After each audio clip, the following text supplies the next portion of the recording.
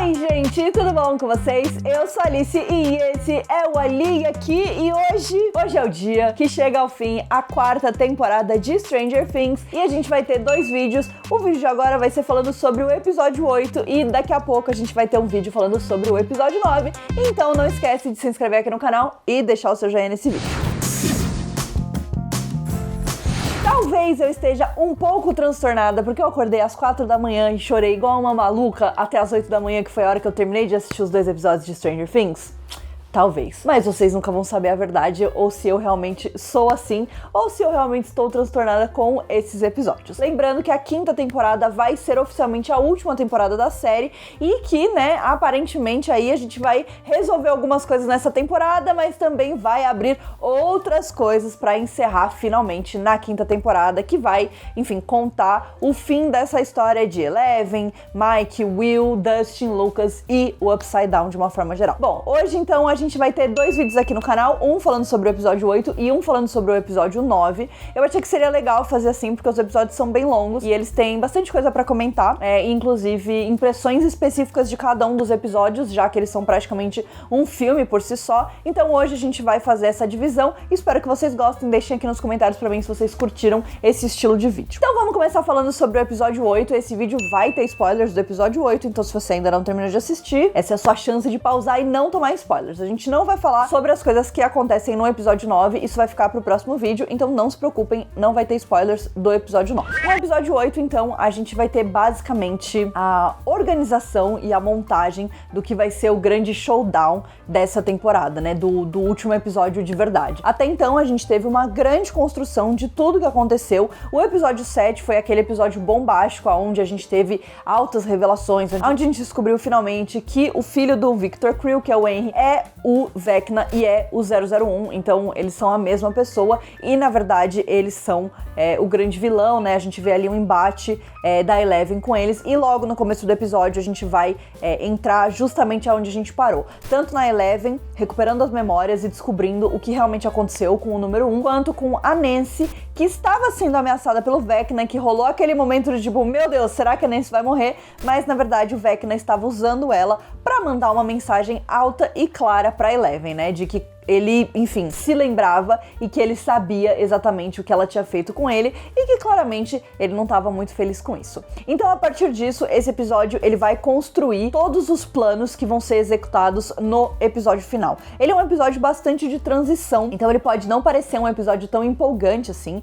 e eu acho que realmente era difícil a gente ter um episódio que fosse páreo pro que a gente viu no episódio 7, porque afinal de contas o episódio 7 realmente teve um grande destaque, mas eu acho que a gente tem algumas coisas nesse episódio que foram muito interessantes, mas em certos pontos eu senti que o negócio já tava ali meio que enrolando demais, sabe? Acho que a gente já tava esticando demais essa preparação toda pra esse showdown final, especialmente porque a gente sabia que o último episódio tinha 2 horas e 20 de duração. É um filme, O próprio episódio é um filme, e aí eu acho que essa 1 hora e 20 desse episódio, pra mim, foi um momento onde eu senti que tudo tava sendo esticado ao máximo, como que só pra dizer que realmente o episódio era de fato muito longo. Então basicamente a gente vai seguir aqui com os nossos 3/4 núcleos, Eu considero que o núcleo da Califórnia e dos militares é o mesmo núcleo, porque eles estão ali caminhando pro mesmo objetivo. A gente tem então o núcleo da Rússia e aí a gente tem o núcleo de Hawkins de fato, Eu acho que o núcleo de Hawkins a gente pode começar falando sobre eles. O plano deles é de fato voltar ao Upside Down e tentar matar o Vecna, porque afinal de contas o Vecna mostra algumas coisas pra Nancy, além de tudo que ele quer que a Eleven saiba, ele mostra bastante pra ela sobre qual é o plano dele. Então o vilão fez isso aqui na série, Ele conta os planos e tudo tem a ver com as 4 badaladas e as 4 mortes, Os 4 quase sacrifícios aí que ele faz pra conseguir quebrar a barreira entre o mundo real e o Upside Down, que no final das contas esse era o objetivo final dele. E aí resta uma única pessoa, que seria a Max, então eles decidem usar ela como isca. Eu queria deixar bem claro que eu não apoio esta ideia, mas aparentemente Steve é o melhor que a gente vai conseguir, então a gente vai ter que seguir com essa ideia mesmo. Então a gente tem aí uma grande preparação pra tudo isso, né? Eu acho que isso serve pra amarrar algumas questões que ainda tinham ficado um pouco soltas em relação a tudo que foi construído nessa temporada, e eu acho que principalmente em relação a dois assuntos muito importantes. O primeiro deles é o grupo lá de jogadores, né, que são liderados pelo Jason e que querem vingança pela morte da Chrissy, principalmente em relação ao Ed, mas a todo o Hellfire Club, né, que no final das contas eles acreditam que eles estão fazendo realmente um culto satânico e etc, e estão sacrificando as pessoas em prol desse culto satânico, e depois de tudo que o Jason viu ali, né, no lago, depois com a morte do outro jogador, ele tem certeza disso. Então a gente vê ali um momento bem tenso entre o Jason e a Nancy, e a gente tem também, finalmente, o retorno dela, a Vicky, né? A gente tinha falado um pouco sobre isso lá no vídeo da parte 1, do volume 1 e tal, que eu tinha ficado um pouco frustrada com a participação dela, que na verdade tinha sido muito pouca, né? E eu entendo que talvez não tivesse espaço pra explorar tudo isso, mas daí aqui, nesta parte, a gente vê a Vicky com o namorado. Gente, realmente, a Netflix esperou passar o mês do Pride única e exclusivamente pela homofobia que ia ter nesse volume 2, né? Porque já começa assim, ó, com um soco na minha cara, porque eu tava já, o quê? Imaginando um casamento das duas, entendeu? E quando elas viveriam felizes pra sempre. E aí tomei esse soco na cara, eu confesso que eu não fiquei muito feliz com isso. Mas tudo bem. Então rolou essa decepção aí, né, da Vicky, e a gente teve mais algumas conversas do Steve com a Nancy sobre a vida, né? Então a gente vê ali o Steve, eu acho que abrindo o coração. Eu acho que, como eu falei pra vocês em relação ao volume 1, essa era uma temporada onde eu sinto que o Steve teve bastante desse desenvolvimento emocional, né? Não que ele não fosse um personagem bem desenvolvido até então, mas eu acho que a gente vê um amadurecimento muito grande dele nessa temporada, e eu gosto muito de ver isso, porque eu acho que o Steve é um dos meus personagens. Acho não, né? O Steve é um dos meus personagens favoritos, inclusive, vocês não vão conseguir ver, mas o Abiscoitado vai colocar uma foto da minha tatuagem aqui. Rolou essa tatuagem de Stranger Things em homenagem à melhor dupla da série, né? E obviamente o Steve é metade dessa dupla e simplesmente tudo pra mim, este personagem. Então eu gosto bastante desse desenvolvimento que tem do personagem. E eu acho que ele tem alguns diálogos muito interessantes, especialmente esse com a Nancy no carro, né, que ele tá dirigindo, e ele fala que ele sempre sonhou em ter uma família enorme e que daí ele ia ser o pai que dirige os filhos, né, nas férias, e eles fazem coisas juntos e tudo mais. Eu achei muito fofo também a gente descobrir um pouco mais e ao mesmo tempo pontuar precisamente por que que o Steve e a Nancy não são compatíveis, né? A Nancy, ela não tem essa vontade, ela, enfim, tem outros objetivos na vida dela, tem outros desejos na vida dela, e eu acho que isso já é uma forma também de mostrar que, por mais que, sei lá, eles tentassem ficar juntos, provavelmente não daria certo, porque no final das contas eles têm desejos de futuros muito diferentes, né? Então eu acho que esse é um começo pra gente ir entendendo aonde, pra qual lado a gente tá caminhando com isso, mas ao mesmo tempo também mostra por que que o Steve se apegou tanto às crianças, né? Porque basicamente ele falando que ele já tem prática com tudo isso. Com certeza essa foi uma das minhas partes favoritas desse episódio. A gente teve também um diálogo muito legal entre a Max e o Lucas, né? Então a Max continua ali na boca do negócio, entendeu? Super ameaçada, porque afinal ela vai ser usada como isca. O Lucas não tá nada feliz com isso e eu também não, tá? Então somos dois. Mas eles têm um diálogo muito fofinho sobre ela ter criado um plano pra ela lutar contra o Vecna na mente dela, né? E impedir que ele tome conta da mente dela, que é sempre se focar nas memórias mais felizes que ela tem, que essa seria a arma dela contra ele, e que obviamente a memória mais feliz da qual ela pretendia se agarrar muito é uma memória que envolve o Lucas, e eu achei muito fofinho, porque afinal este é o meu casal e eu preciso que eles sejam um endgame, eu não vou conseguir superar se eles não forem, entendeu? Então assim, perfeitos, maravilhosos, icônicos. Depois disso a gente tem então eles com as armas, né? A gente tem ali essa preparação toda, e no final a gente tem alguns diálogos também. A gente tem uma conversa do Ed com o Dustin, que já fiquei muito emocionada nessa conversa, porque é muito bonito ver a amizade dos dois, né? Eu amo a amizade do Dustin com o Steve, como vocês já sabem.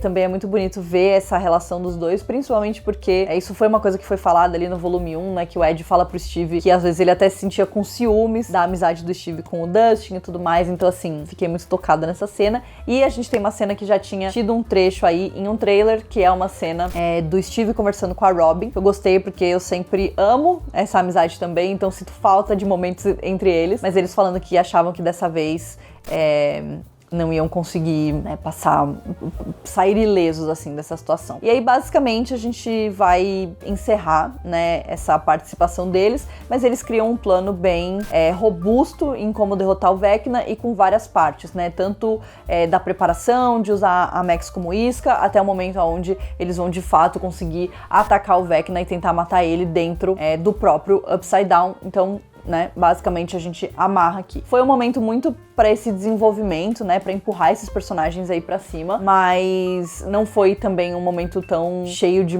ação, digamos assim, né? Bom, aí a gente tem o lado da Rússia, então é a mesma coisa, é uma preparação para o que eles têm que fazer para eles traçarem o plano, né? E do mesmo jeito, eles percebem que eles saíram ali da prisão, eles conseguem escapar e tudo mais, mas não sem antes perceber que os russos, eles tinham muito mais espécimes do Upside Down que eles tinham ideia, né? Então a gente vê ali alguns Demogorgons e ali aquela massa preta, né? A sombra que tá ali dentro de um tanque e tal. E aí eles escapam, só que eles ainda não tem como sair lá da Rússia. Então eles precisam pedir ajuda pro Yuri, que tava ainda sendo prisioneiro deles, e aí rola ali vários momentos. Tem um momento ali fofinho entre a Joyce e o Hopper logo que a gente vê os dois, né, juntos de novo. E eu confesso que meu coração fica quentinho vendo eles juntos finalmente. Nossa senhora, que alívio, sério. Eu tava achando que isso não ia acontecer, então eu já tava muito angustiada com isso, mas a gente teve o reencontro no final do volume 1 e agora a gente, né, teve aí alguns momentos entre eles. E eu confesso que estou ficando apegada ao Antonov. E eu sei que eu não deveria, mas eu estou mesmo assim. Então eles precisam saber como eles vão fazer pra de fato voltar pros Estados Unidos, e é meio que isso aí, entendeu? Que rola na Rússia. Então temos aí um grande vem aí. E finalmente, em relação à Califórnia, eu acho que foi o momento onde a gente mais teve a expansão ali de tudo que acontece.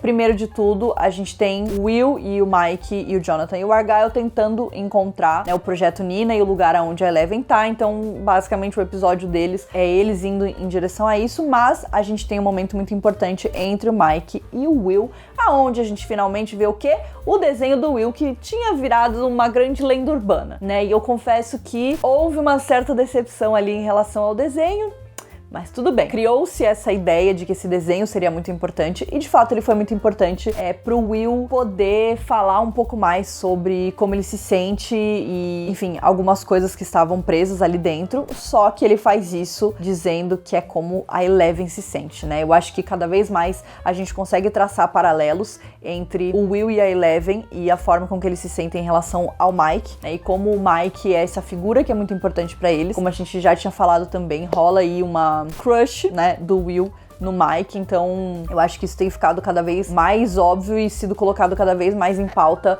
dentro da própria criação do personagem, e esse desenho só culminou em tudo isso. Eu acho que também foi uma das minhas cenas favoritas, porque foi muito triste. Não é nem que foi emocionante, foi triste mesmo.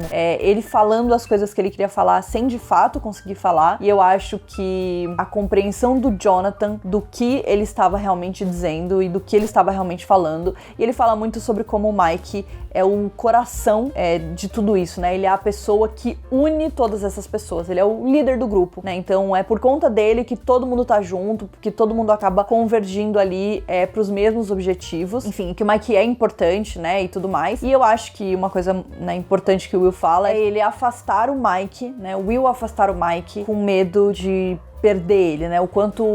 Do quão doloroso seria perder ele depois de tudo isso. Então, eu acho que foi um momento muito emocionante, foi um momento muito importante também pra toda essa história, e eu acho que, principalmente pra começar a refazer, né, e mostrar um pouco mais sobre essa conexão que é muito importante entre o Will e o Jonathan, que eu acho que é uma das coisas que eu mais gosto na série, né? É essa relação dos dois como irmãos. Mas a gente também sabe que eles não são os únicos irmãos, agora eles já abraçaram a Eleven como a irmã deles, então eles têm que buscar ela, e aí a gente vai ver algumas reviravoltas ali no que tá rolando com a Eleven. Então ela recuperou os poderes, né, e tá tudo certo, só que ela diz que os amigos dela então estão em perigo em Hawkins, né? Ela consegue fazer uma conexão ali e ela vê o plano deles de usar a Max como isca pra pegar o Vecna, e que é o 01 e etc. E aí ela quer então ir pra Hawkins. O Brenner não quer que ela vá, e o Sam diz que ela deveria fazer o que ela quisesse. O Brenner acaba dando um golpe ali, né, e prendendo o Sam e prendendo a Eleven também, né? Eles lutam, né, eles brigam, mas o Brenner usa um negócio químico lá na Eleven e ela cai, e aí ela fica ali com aquela coleira que meio que prende, né, os poderes, abafa um pouco os poderes e as habilidades dela. Só que nesse momento, o Sullivan, né, que é o outro militar que estava tentando encontrar eles, chega e aí começa uma grande confusão de militares. O Brenner tenta escapar com a Eleven, mas no final das contas ele acaba tomando um tiro de um helicóptero, e eu acho que aí a gente tem um momento mais cheio de ação desse episódio, que é a Eleven tentando derrubar o helicóptero e superar ali aquela barreira dos poderes dela, né? É a prova final de que os poderes dela realmente voltaram com tudo, e aí ela consegue derrubar o helicóptero, explode tudo. No final das contas, o Brenner tá ali quase morto. Eles têm algumas conversas muito importantes, né? E o Brenner fala bastante sobre como ele quer o melhor pra ela e como ele é a família dela e tudo mais. E honestamente é meio...